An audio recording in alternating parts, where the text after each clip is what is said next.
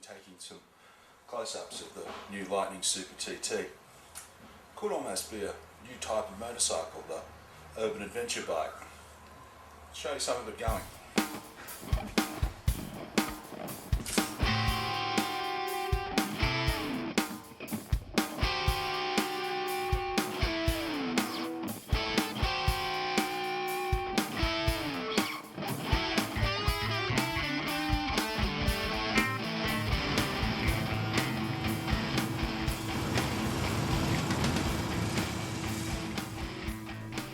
Let me read you the concise Oxford's definition of the word hijinks.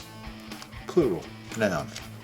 Antics, pranks, escapades, stunts, practical jokes, tricks, fun and games, skylarking, mischief, silliness, horseplay, tomfoolery, clowning.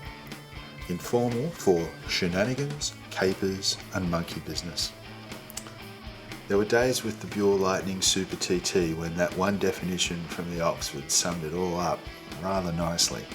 The Buell marketing material proclaims the TT as an urban assault weapon, and whilst I get that angle, and I did attack plenty of urbanity on it, I actually thought of it more as an urban adventure bike. I had the best time exploring the nooks, crannies, laneways, alleys, paths, and getting off the beaten tracks, the extra steep bits and the general badlands of Auckland. I had some epic adventures in Ellerslie. If there is a serious side to this report, it's to mention that it may actually be the first of this type of bike, the urban adventure bike. It borrows aspects from a motard, a commuter, a sports bike, and an adventure bike, and it combines them in a package that's quite spectacular fun to ride. As regularly reported, most of the Kiwi rider crew have developed a taste for adventure riding, getting off the beaten track, a spot of dirt road, and cross the odd paddock and that sort of carry on. Like the Capital Coast ride or one of the publishers' organised runs, hanging the bum out on a big dual sport bike on a dirt road, a jump here or there, racking it up. We love that stuff. Unfortunately, the opportunity to get away from it all and go ADV riding doesn't present itself very often. Enter the TT. I live in a big city, pretty close to its geographic centre. The start of the nearest dirt road is an hour away on a good run. A bike that is optimum for coping with the urban traffic environment is more of a day-to-day necessity than the distance capacity of a big bore dual sport, and the TT is my ideal of optimum for city use. It's brilliant in traffic, it's upright, it's balanced, it's torquey, it's narrow and it's comfortable. It has my favourite ergonomics for city commutes or around town work. But the problem with having a strictly town bike is that I miss the buzz that a good ADV style session presents. Fortunately, I found there are tons of places in between home and that dirt road, and that's where I fell in love with the TT. Its Pirelli Scorpion sync tyres and off-road style guards and superb three-way adjustable suspension both ends, and the brilliant handling means you can find a little bit of that ADV buzz right around town. A ramp down to the empty car park becomes a traverse. A deserted skate park, the wall of death.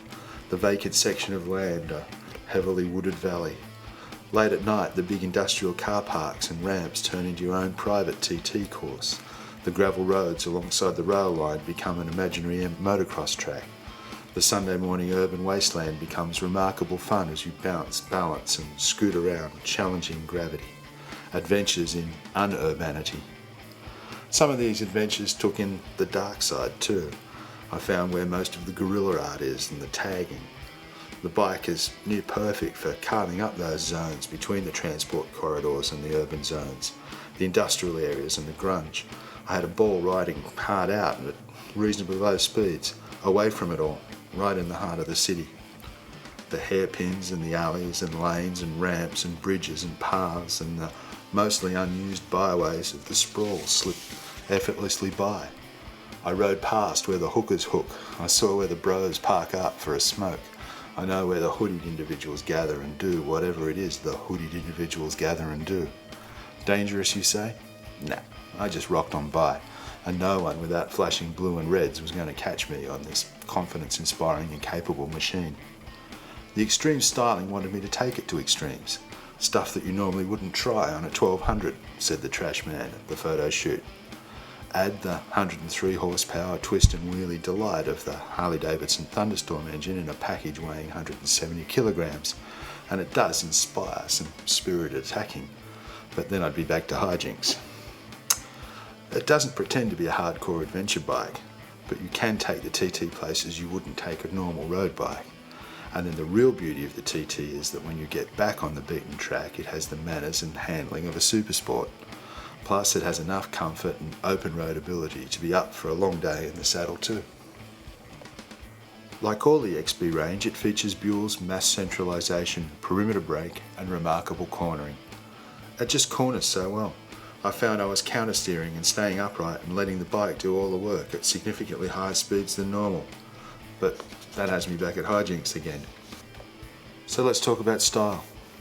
The first thing everybody mentioned about the bike was the striking white bodywork, and more specifically, the racing style number plates got a few "what the?" I thought they were cool, and for the most part used the space to promote the Kiwi Rider #1 message. We went to number 13 when the Trashman modelled the urban adventure shots. The idea is you personalise to suit. The way we had it decorated certainly was a crowd pleaser. I had pedestrians stop and ask questions about the bike as they were crossing at the Queen Street lights. I enjoyed its unique styling and looks, and adding the various numbers made a difference. The bike screams, "Look at me."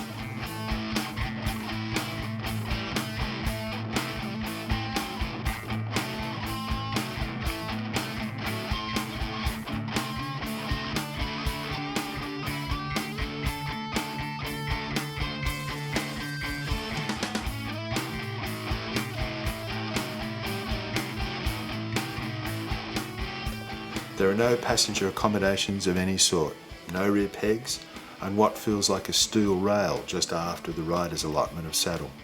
The vinyl goes all the way back, but the padding doesn't. It's strictly solo, but a passenger would get in the way of what this bike is all about anyway. See opening paragraph re hijinks. I get this bike. There are riders who won't like its wide turning circle or the way it vibrates at idle or the fact that it's not a contender in the high speed stakes. None of that bothers me at all. I was far too busy with the hijinks and having a laugh a minute. Great fun in the city, fine on the unmade going, comfortable enough for a decent ride, wonderful handling, balance and an engine that is ideally suited to road and street use, and a little bit of off-road as well. It's sharp looking, it puts a huge grin on my face and makes great sense for the 80% urban riding that I do. No matter what number I stuck on it, I thought it was a winner. And then there's tomfoolery.